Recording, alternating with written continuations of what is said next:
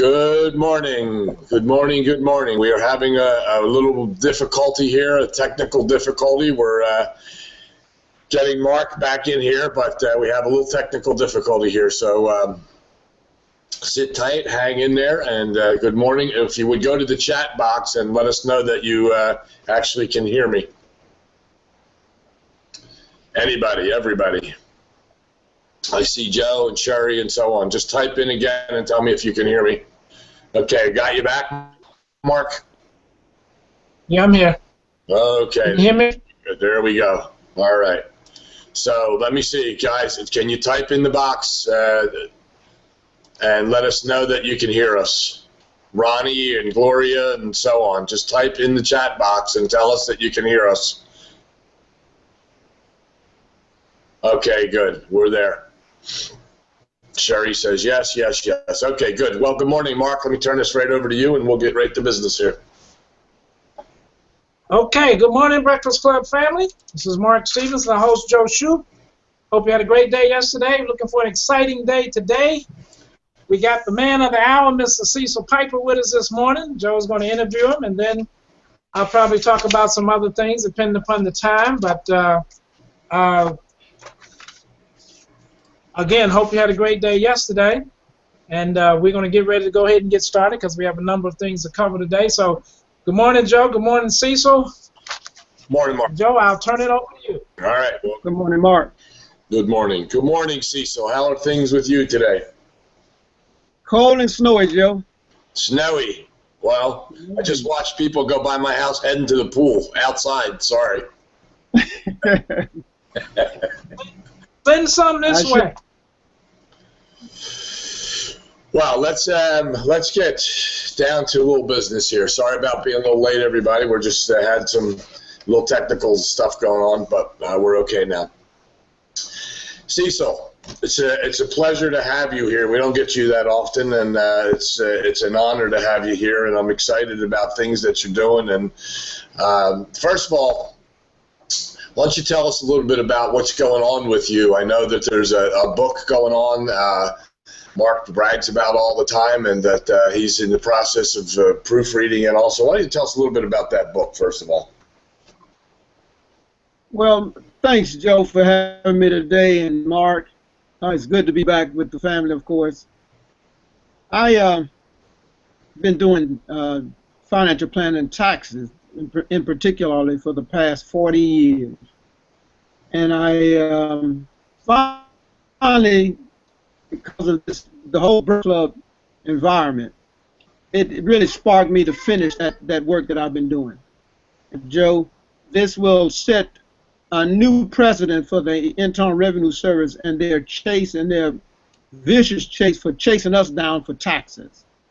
I got so disgusted with the whole process that I decided to document it. So over the last 40 years, man, I've documented my relationship with representing clients and myself in particularly at the Internal Revenue level. And I think we've got to get in order. They've got to follow what the Congress have laid down for them to do, and they're only a collection agency. Somehow, Joe, they've become the stopper, man, when it comes to chasing our finances down. And I think we can now put at least curtail some of their effort, and that's my biggest focus, is to stop some of the intimidation that the agency has done in the minds of the working class and the business owners of America. Yeah, well, you know, I guess we've all had our fears. I mean, that's basic what it is. Like you said, we're looking at a collection agency here, a collection agency, and you know, they've been intimidated. Of course, we know they're in the hot seat now in Washington, and who knows what's going to come of that. But tell me a little bit more about your career. Let's take you back about the 30 years and tell me about what you've been doing for clients. Well, Mark, Joe, I met Mark in the early 80s, man. That he's been a mentor of mine for all these years in the area of insurance and financial planning and helping people. And for the longest, I came in, Joe, through what they call the back door. I had no degree, no education, anything. I just had a desire to learn more about money. And at the time, I was in real estate school, and got licensed and went to a class for continuing education. And lo and behold, they were raising $1.5 million in what they call public offering without having to register. I had never heard of these kind of figures back in that time, even though I was a realtor. And then what sparked me to look into it, they said, you can raise this money without having to register. I said, what do you mean, raise $1 million and don't have to register? Well, that was real estate in a whole nother capacity that I didn't know anything about. At that time, I was teaming up with brokers like Mark, learning the financial plan, of course, A.L. Williams, in which they started to buy term investor difference. And man, I was an electrical engineer major at the university in the District of Columbia. I changed my major because of money, the concept of how money really works, and how we should be using it. And from that is history, man. I became a stockbroker. The amazing thing about becoming a stockbroker, I didn't have a degree. I became a stockbroker, and from that, I became a financial planner, registered investment advisor, and man, my tax business just became more concentrated on individuals as opposed to the end of the H&R Block. No, I wanted to deal with those people that was having difficulty with IRS, so that I can see, does the law apply or does it not apply? And so over the years, that's how I come to where I am now with a master's in business administration with a concentration in international finance, with 3 degrees, undergraduate degrees, one in finance and one in economics. And I've just, over the last 20, 30 years, Joe, it's been about the other people, trying to share this knowledge with others. Yeah, let's fast forward. Let's go to present day, and let's talk about your introduction to Karatbars, because I know back then it was KB, but we're now looking at helping people in a little different way. You and I come from an A.L. Williams background a little bit, and we learned what it was to help people and show them, because Art Williams' family was devastated because of what you're talking about, not being educated. But I mean, that's the key to it. I know we talk about Dr. Kimbrough here today a little bit. We're going to cover that with Mark. But the important thing was that people didn't know, and it all starts with knowledge. So here we are, we're teaching people buy term and invest the difference, which is still, I believe in today. But now we're looking at a different picture, because most people know nothing about gold, and we know that precious metals are important. I think we go through our life, everybody being intrigued about gold, but the ironic thing is less than 3% of the people have any savings in gold. I mean, it's mind-boggling to me that we came to those numbers. I didn't know that was the number until we got here at Karatbars, but that is the number. And so here we are now doing the right thing again, teaching people. So tell us a little bit about your activity, your entry into that with Mark, and then where this is going for you. What some of the activity that you're having today, and maybe some people get some ideas as well for what you're doing and planning with your group. Yeah, thanks again, Joe, for reminding the audience. We come from an educational background, not from what they call academia. We're talking about real life education, failure. And one of the things that Karatbars has done in my preparation to become successful at what we're doing, is that Mark and I also come from a very church spiritual atmosphere in our lives. Growing up as a young boy in school down in Louisiana, went to church 7 days a week.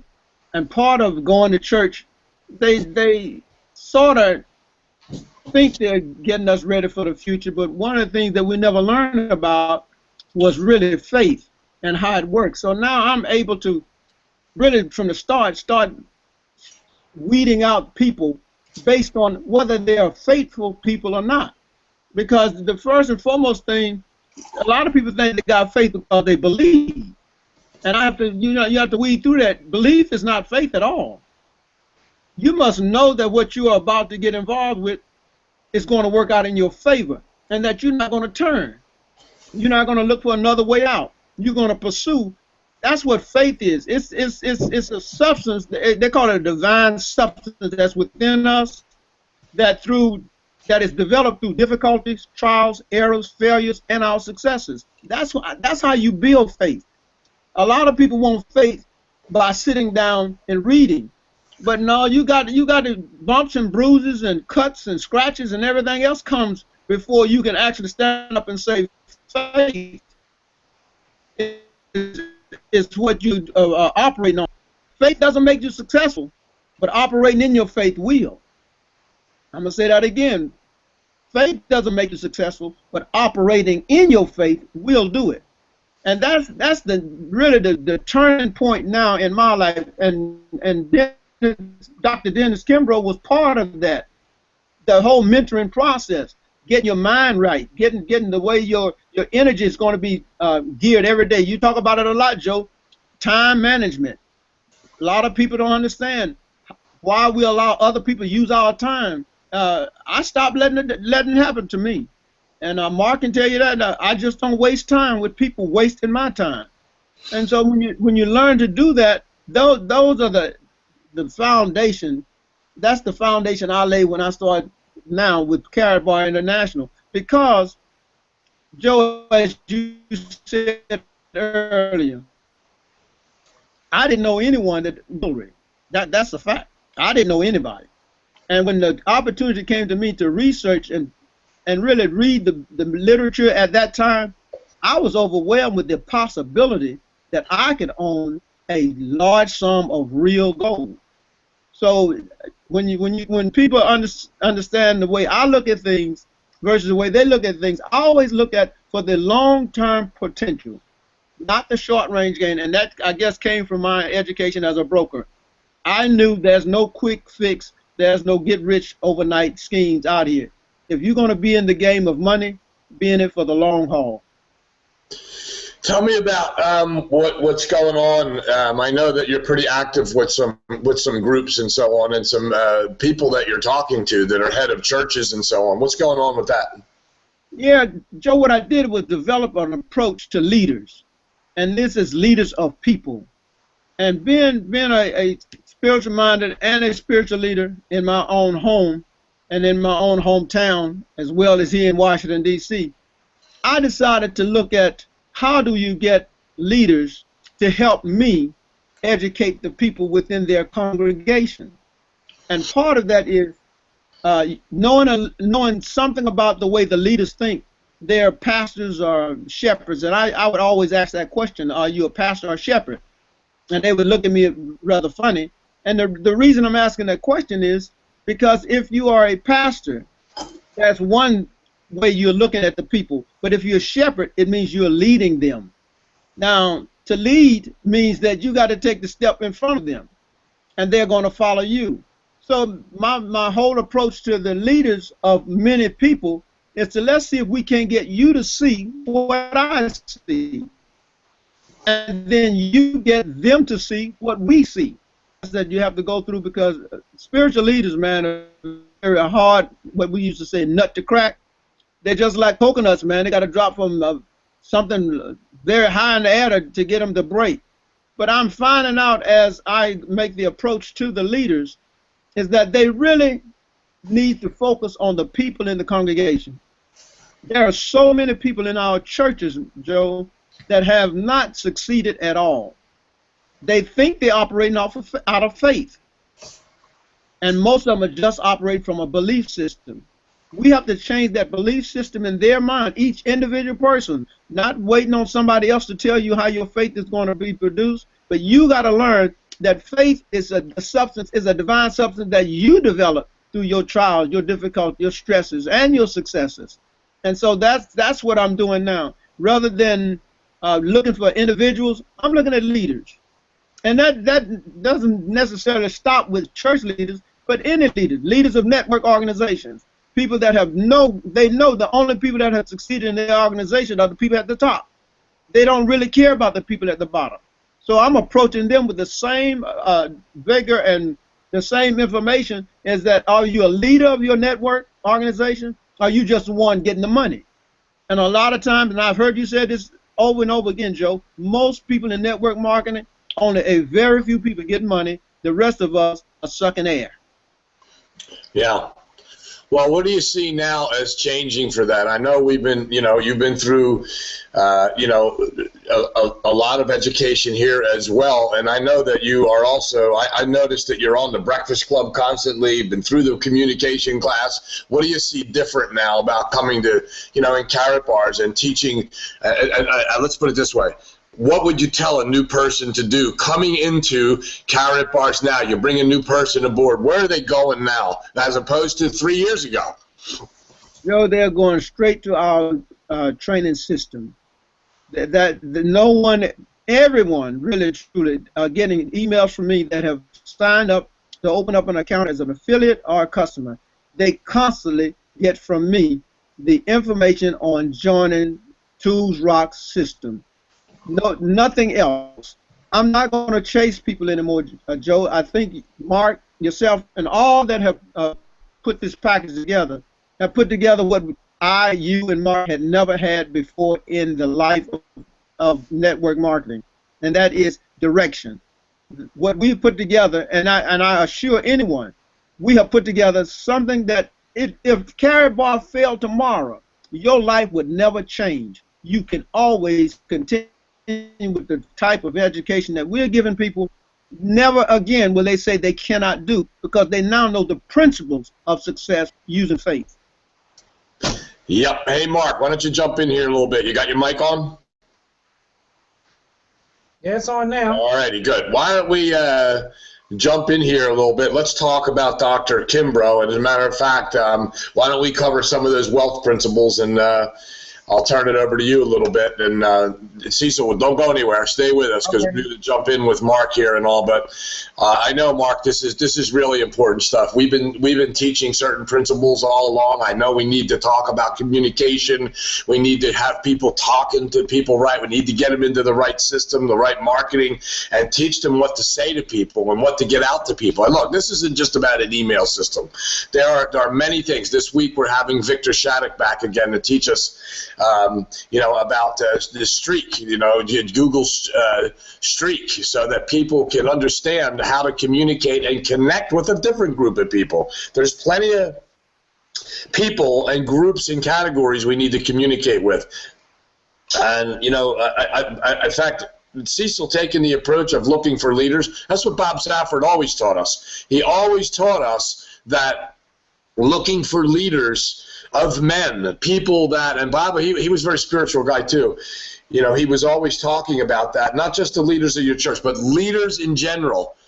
That's what you need in your organization. You should always be pointing up and looking for somebody bigger than yourself. And I agree with that. I also agree that we've got to educate the person and the people that have looked, networking right in the face. They've been through many companies and still continue to say, I don't know what to do. So on to the next best thing that people are talking about, getting rich. You'll do it this time. In fact, you don't have to do much work. We'll put the people in. All those strategies are there to get you to register, to get you to put your money on the line, get your product every month to get their commission. That's what it's about. I know that. I've been at this for 22 years, and I've watched this happen over and over and over again. But as Cecil said, we're sitting in the middle of an educational process, and it takes time. We've spent the entire year getting this process in place, and it's going to take more and more work and more education from people like Victor and Cecil and a number of other people. We have more guests coming in here to discuss the other ways, the network social marketing aspect of it.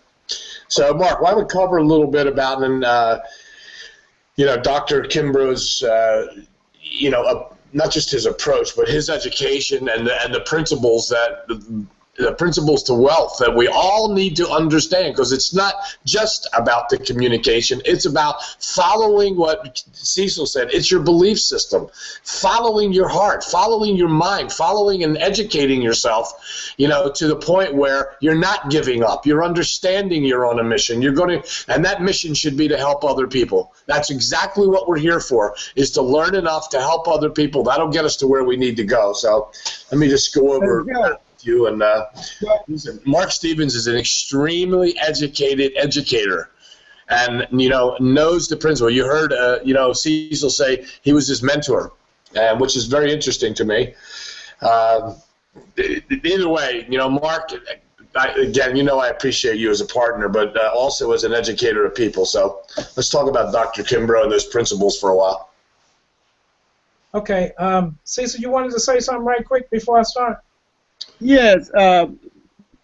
What I was going to just add to what Joe was saying is that the one thing that I learned, and Dr. Kimbrough talked, and Mark will share the same thing, is controlling our environment. A lot of us wants to become successful in business, but want to hang with people that's not going to be successful. They want to hang with people that's going to pull on them and take away their time that it takes to learn. And a lot of times, controlling your environment means getting with like-minded people. You got to join an organization. When you can't do it alone, you got to get around people that will do it. So a lot of times, it's not about myself or Mark. It's about the people that we get involved with. And Joe, you are one of those persons that we got around, and our lives get better. And that's what we got to encourage people. If you are sitting at your house and not going to any kind of social media of any sort, whether it's online or in person, you're not going anywhere. You got to get with people that's going where you're going, and that's going to be there when you get there. Millionaire club means you're a millionaire. A billionaire club means you billionaire. If you're going to be in a club, you got to get around like-minded people, and that's what one of the things Kimbrough talks about in his book. And he says we owe it to this society to be successful. Okay. Well, people talk about they want to get rich, and that's okay too.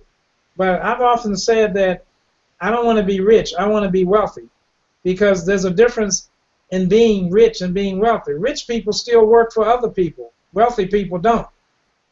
Wealthy people, their money works for them. So, this Dr. Dennis Kimbrough, Northwestern University, what he did, he set out to talk to 50 millionaires to get there, in other words, to find out what they did to become successful. What are their principles of success? And then it came to 100 people, and then it came to 150 people, and he said he basically wanted to stop there. So what he did was he did this, and then Success Magazine asked him to write an article. And he wrote this article, and a guy by the name of, and these were based on the principles of Napoleon Hill, Think and Grow Rich, and which everybody pretty much have heard that, know that. So when he wrote this article for Success Magazine, a guy by the name of Clement W. Stone in Chicago, big insurance executive, called him and said that we heard about you, young man. We want you to come to Chicago. And what he did, he shared with him that at the time he had a 100-page manuscript that Napoleon Hill was writing, basically the same thing that he was doing. So he gave him that manuscript, so he just kind of took it from there. So, but let's get into what he found out. He found out that there were laws pertaining to wealth. And what he said that was very interesting, Joe and Cecil, he said that wealth is a function, and it's a function of about 5 things. And these 5 things it's a function of discipline, which is what we talk about. And again, I'm relaying all of this to our presentation because it's so pertinent when Joe and I put it together, and also our system. So think about that as I go through these things. So Dr. Kimbrough talks about wealth being a function of these things: discipline, decision, innovation, faith, and creativity. Those 5 things, he said that wealth is a function of those 5 things. Now, we don't have the time to break them all down today because I want to cover some other things. But probably what I'll do, I'll come back and do a whole thing on this whole thing. I'll take a breakfast club and just get in more detail. Now, he came also up with 7 principles that he learned from talking to all of these millionaires. And he came out with 7 evidently were the most important, or that he felt that was most pertinent and important to everyone. And the first one that he talked about was knowledge. And he makes a statement that wealth begins in the mind, but it ends in the purse. Now think about that. Wealth begins in the mind, and it ends in the purse. And the purse is really your pocketbook, your wallet, your pocket, whatever. So, and what do we talk about? We always put up this picture of Einstein. What does Einstein say, Joe and Cecil? It's all about what? Thinking. So, you know, I always say that, you know, people talk about knowledge is power. Well, I beg to differ with them. I always say it's the use of knowledge that's the power, because we have a lot of educated derelicts out here. They get education, but they don't know how to implement it or put it to use. And then Dr. Kimbrough talks about the second thing is decision. He talks about you decide that you will not be poor. And see, there's a difference in poor people and rich people or wealthy people, and it's based on how they interact, what they do. Now, there's a difference in being poor, you know, and rich and wealthy. There's a difference in that. Now, what we have to do is make sure that we're not poor, because, you know, it's just a tough thing being poor. So that was the other thing. Then he talks about belief, and he says you have to believe in yourself when no one else does. I've done that all my life, being brought up in the projects with the ratchets and the roaches and everything, not going 3 Christmases with no tree.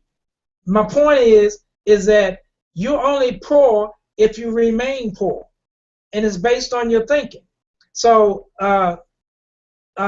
see, because like I said, there's a difference in being wealthy and being poor. Being poor is a temporary economic condition, which means what? You can change it. But, you know, I mean, being broke, that is, but being poor is a disabling frame of mind and a distressed condition of the spirit. So we must vow never ever to be poor again. And we teach principles, and there's principles in that presentation that will prevent you from being poor. So you need to look at it every day like I do. Now, Joe, I have 2 things I do every morning. I look at the presentation, and I listen to Dr. Kimbrough's 18-minute diatribe. That's what I do every morning now. That's what I'm going to do every morning for the rest of my life, because I want this to get in me and it be innate in me that I can teach it, like Piper says, to other people. The 4th thing he talks about is, he says, be true. Be true. To thine own self, be true. Who said that? Shakespeare. That's the only thing he said that made sense as far as I'm concerned. But that's another story for another day, plus a deep rabbit hole. But anyway, to thine own self be true. You have to be true to yourself in order to be true to others. So be true to yourself. If you're not doing it, say I'm not doing it, but then say I'm going to do it, and then get up and do it. Like Joe says, go to WOLK, go to work. It's that simple. And then Dr. Kimbrough says this. Number 5, he says, serve. And what are we talking? Joe, what have we been doing the last year? We've been serving. We've been serving our Breakfast Club family. We've been serving our Carrot Bars family. He says that, how may I serve thee? So, you know, how do we serve? You know, like Jennifer says, if you're nervous, be of service. If you give and you be of service to other people, you can become wealthy. You can become wealthy. You become wealthy how? By serving. Then he says, number 6, very important, own business. Thou shalt own thy own business. Now, we own our business because we're affiliates in Carrot Bars, but Joe, as you say, there's certain things, you can own a business, but if you don't do certain principles, what's the use? Because you're not doing anything. You know, just because you have the walls, you have to put certain things in the walls. You have to have systems. You know, you have to have education. And we provide all of that. We have the communication class. We have the Tools Rock system. We have a system where recruiting never stops. So all of that, you know, Dr. Kimbrough is talking about all of that, and it's what we put together for our Breakfast Club family over the past year. And then he says, make thy money grow. And see, like I said, this is not a sprint. It's a marathon. And like Cecil just said, you have to take time to learn these things, to do these things, get educated, and that will bring you your wealth. So that's what we all want. We want wealth, but we have to be willing to give in return for that wealth. We have to have the principles, we have to have the systems, we have to have the education, and then we have to share with other people. But here's the bottom line that I came up with. All of this, Joe, and we learned this from you, all of this is one big word that you always said. And that word, to sum all of this up, is courage. Who do people follow? They follow people with courage. So if you have the courage to do these things, to learn these things, guess what? People will follow you. So the quality of your service, plus the quantity of your service, and your mental attitude, we talk about the CCMP, concise, clear mental picture. You have to have that in order to conduct business, in order to conduct it properly. And that, all of that, your quality of service, your quantity of service, and your mental attitude, guess what it does? It equals compensation. That's getting paid. And that's the bottom line. So, Joe, I'll turn it back over to you. All right. I can't be said any better. And you know what? You just have to go to work, have to understand these principles. I suggest you listen to this again today as it gets out, and the recording gets out here, and understand it's not just about, it's everything combined. It's not just the communication. It's not just the education. It's understanding where you're going. And are you really on the right path? And if you believe that, then you really have to charge forward. And it's about your own belief. It's about your own belief system. Where do you see yourself? Are you going forward? Are you following a pattern? Hey, look, if you don't believe in the pattern that one teaches, then create your own. But you have to be part of the system whereby that recruiting never stops, or you have to create it. So hopefully, it's created for you, and you don't have to sit around doing that. We spent a whole year, getting these things in place, and we'll have more of this. Again, we'll see Victor on Thursday, so that. And Cecil, let me ask you a question. Are you back with us tomorrow? Yes, I'm listening. Yeah, are you back with us tomorrow? Are you available tomorrow? Oh yeah, I'll be back tomorrow. Okay, good. I'll be back tomorrow. All right. Hey, Joe. Yes, sir. Can you see this? I see it. Yes. This is a small manual that I give out at our workshops, and it says out of hock, out of debt. One of the things we found out with individuals, they have never been mentored, so part of mentoring for them is getting them in the right frame of mind. So it's hard to think business when you got all these other pressures of credit card debt, bills that's back, due bill type of thing. One of the things in helping people out, and we'll be the Money Breakfast Club, is that people got to start getting their finance in order so that you can do business properly. When you stress and strain all in your life, it's hard to do business, man. And people understand it. So part of what we try and help them do is get that whole financial structure in order so that they can listen to what we're trying to give them, and they'll be able to comprehend. But a lot of times the reason they get on the Breakfast Club and cannot comprehend, they got so many other areas in their lives that have not been dealt with. It's hard for them to get a business mind started. Yeah, I appreciate you saying that. You're absolutely right. And one of the things we talk about right up front in that presentation is one of the things we do is we help people get their financial house in order. How? Through education and teaching them, teaching them how to win the money game, how to move the money around so that it's beneficial. And then at that point, there's no reason why somebody would say, I don't have any money to purchase gold, to exchange. And we know it's just an exchange. And the only reason that is so, that one would say that, is because they don't understand the principle. They don't understand that that they are just exchanging, and they could sacrifice. One of the things Dr. Kimbrough talks about is sacrifice.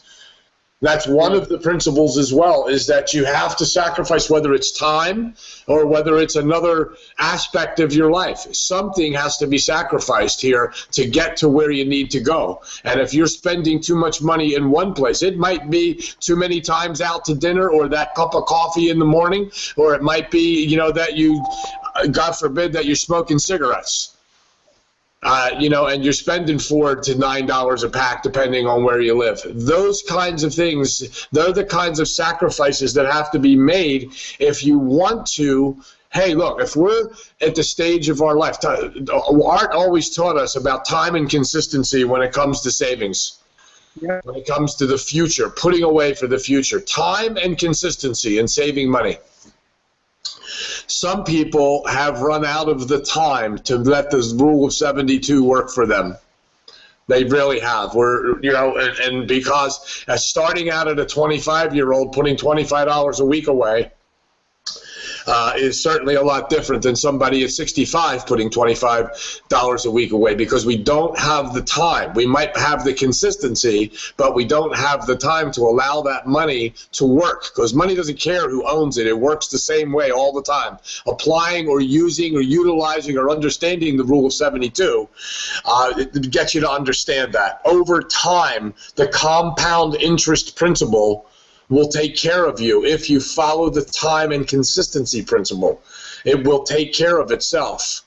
But the important thing is that we understand the principle and pass that on to friends, family, and relatives. You know, people that we know, and of course people that we don't know, but we have a responsibility. We have a responsibility, once you get knowledge, to pass that knowledge on. And if you can change your family's legacy by having them understand, A, the rule of 72, teaching them the principles of organizing their financial household so that it does get in order, and that the people following you will change their lives into the future. Maybe some of us won't see the change in our families. Maybe that'll happen. But the truth is, we can know that we left that legacy. It is time that we change that principle and change that thinking, the way money works. We had a brochure in Primerica that said how money works. She doesn't care. Money doesn't care who owns it. It operates a certain way.